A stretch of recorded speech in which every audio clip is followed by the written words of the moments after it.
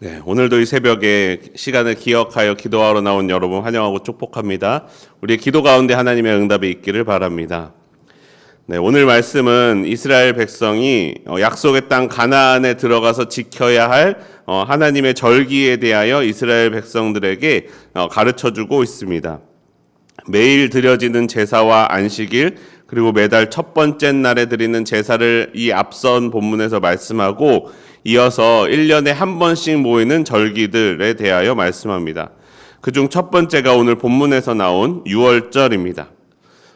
유월절은 우리가 잘 알고 있는 것처럼 하나님께서 이스라엘 백성을 출애굽시키기 위하여 애굽에 내렸던 10가지의 이적들, 10가지의 이적이 있습니다. 그 중에 마지막 이적, 10번째 재앙은 장자를 죽이는 것이었습니다. 그 재앙을 피할 수 있는 방법은 어린 양을 잡아 그 피를 우슬초에 발라 문설주에 바른 사람, 그러니까 솔에 묻혀서 문 양옆에 붙인 사람의 집은 천사가 재앙을 내리지 않고 넘어갔다라고 말씀합니다.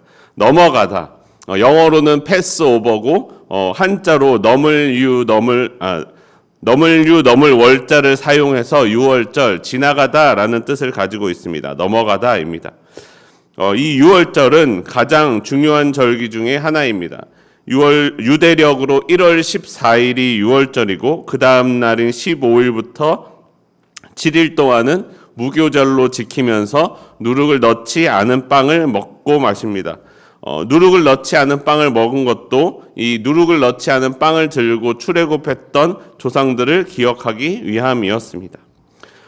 여러분, 이스라엘이 내가 이스라엘 사람이다, 하나님이 나를 선택하셨구나 라고 생각했던 강력했던 사건이 바로 이 출애굽 사건이었기 때문에 출애굽을 이 결정적으로 출애굽 사건의 마지막 결정적인 사건이 되었던 이 장자의 죽음, 10번째 재앙, 10번째 이적이 유월절, 이 날을 기억하는 것이 유대인에게는 꼭 기억해야만 하는 중요한 절기였습니다.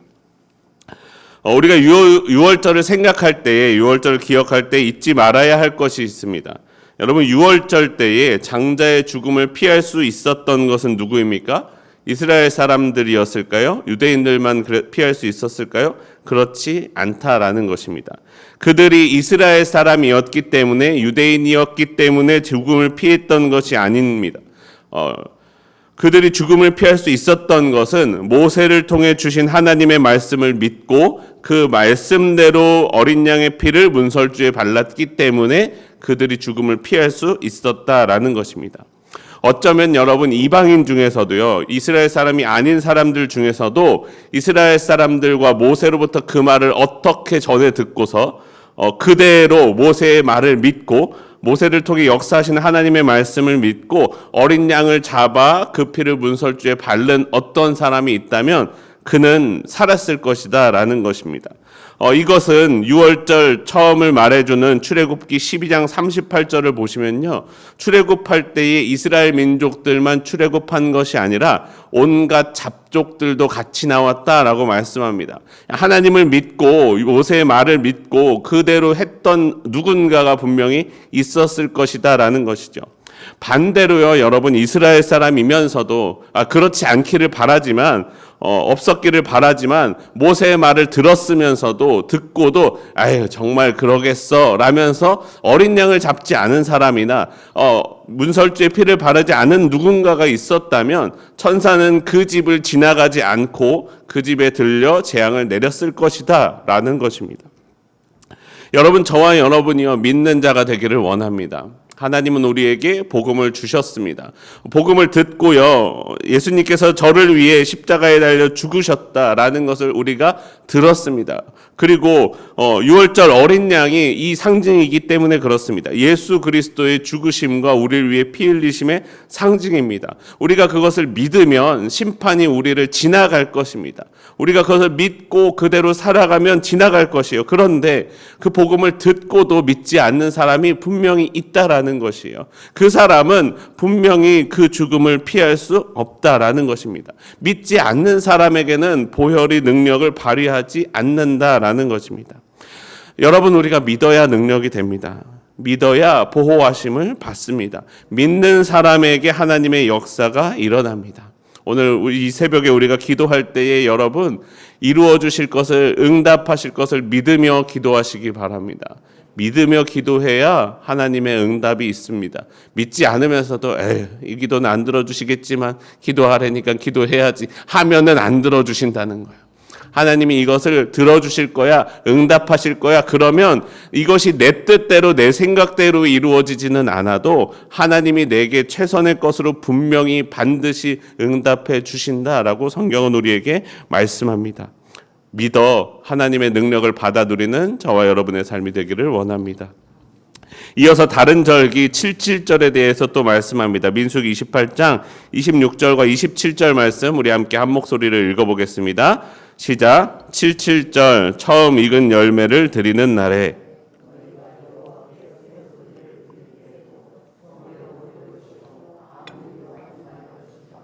수송아지 2마리와 순양 1마리와 1년 된 순양 7마리로 여호와께 향기로운 번제를 드릴 것이며 6월절에 이어서 나오는 절기는 77절입니다. 6월절 안식일 다음 일주일간을 무교절로 지키고 6월절 안식일 다음 날을 초실절로 지킵니다. 그리고 그로부터 안식일이 7번 지난, 그러니까 7일이 7번 지난 다음 날 47일이니까 49죠.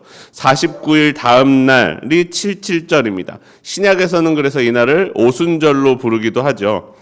이 날은요 처음 익은 열매를 드리는 날입니다. 처음 열매를 드리며 성회로 모이고 거룩하게 구별하여 아무 일도 하지 않고 지키는 날입니다. 이스라엘이 광야에서는요 이 절기를 지키지 못합니다. 경작할 수 없었기 때문에 첫 열매를 얻을 수 없었기 때문에 그렇습니다. 가나안 땅에 들어간 이후에 이 절기를 처음 지키는데요.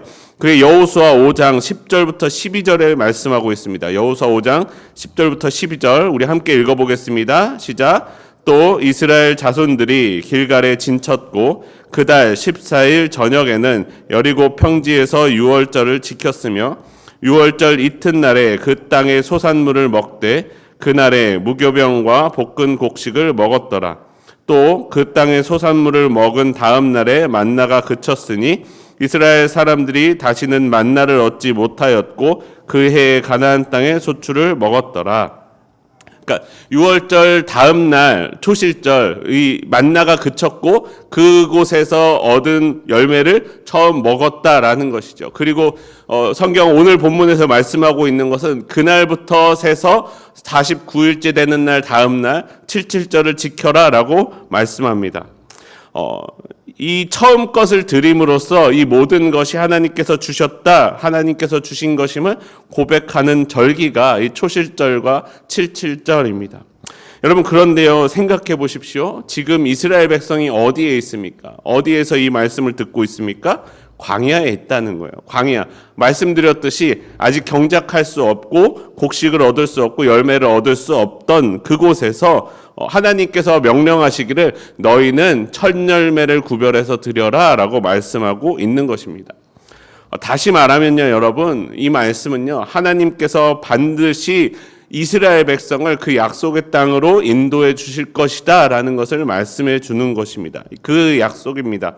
내가 너희를 반드시 그 땅으로 데리고 가서 첫 열매를 얻을 수 있게 해주겠다. 그리고 너희 약속의 백성들도 그날을 구별하여 거룩하게 지켜라 라고 말씀하고 있는 것입니다. 이스라엘 백성이 77절을 지키며 무슨 생각을 했겠습니까? 하나님께서 내가 아무것도 아니었을 때 광야에서 방황하고 있을 때에 그때에 내게 찾아오셔서 첫 열매 주실 이 날을 지키라고 말씀하셨구나라고 생각하지 않았겠습니까? 여러분 우리에게는 어떻습니까? 예수님께서 언제 우리를 찾아오셨습니까? 내가 아직 죄인 되었을 때에 나를 찾아오셨다 말씀합니다. 그리고 나의 죄를 씻으사 거룩하게 하셨다라고 말씀합니다. 그리고 거룩한 백성으로 살라고 말씀하고 있는 것입니다. 내가 처음부터 하나님의 뜻대로 잘 살았을까요? 아니요, 그렇지 않았습니다. 처음에는 하나님의 뜻대로 살지 않았을 때에 하나님은 끊임없이 나를 향하여 끊임없는 인내로 말씀하시고 역사하시면서 지금의 제가 있게 해주신다라는 것입니다.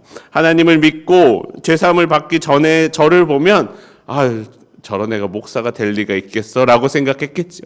그런데 끊임없이 하나님께서 역사하시고 변화시키시니까 지금 그래도 이만큼 살게 되지 않았습니까? 우리의 삶이 그렇다라는 것이에요. 제가 아직 완전하게 거룩해지진 않았지만 거룩을 향하여 나의 삶의 방향이 바뀌지 않았습니까? 여러분, 우리들이 예수님의 뜻대로, 예수님의 은혜로 거룩하게 살게 되는 것은 하나님께서 내가 이미 거룩했을 때, 이미 능력이 완전했을 때 찾아오시는 것이 아니라요, 아직 내가 부족했을 때, 내가 죄인이었을 때 나를 찾아오사 죄사함을 베푸시고 은혜를 베푸시고 역사를 일으키시며 우리를 그렇게 거룩한 백성으로 세워 나가신다라는 것입니다. 여러분의 삶은 어떻습니까? 하나님께서 나를 먼저 찾아오셨습니다. 그리고 나를 거룩하게 하셨습니다. 거룩한 삶을 살게 해주셨습니다. 예수님의 보혈로 나를 덮어주셨습니다. 우리가 그 은혜를 기억하며 살기를 원합니다.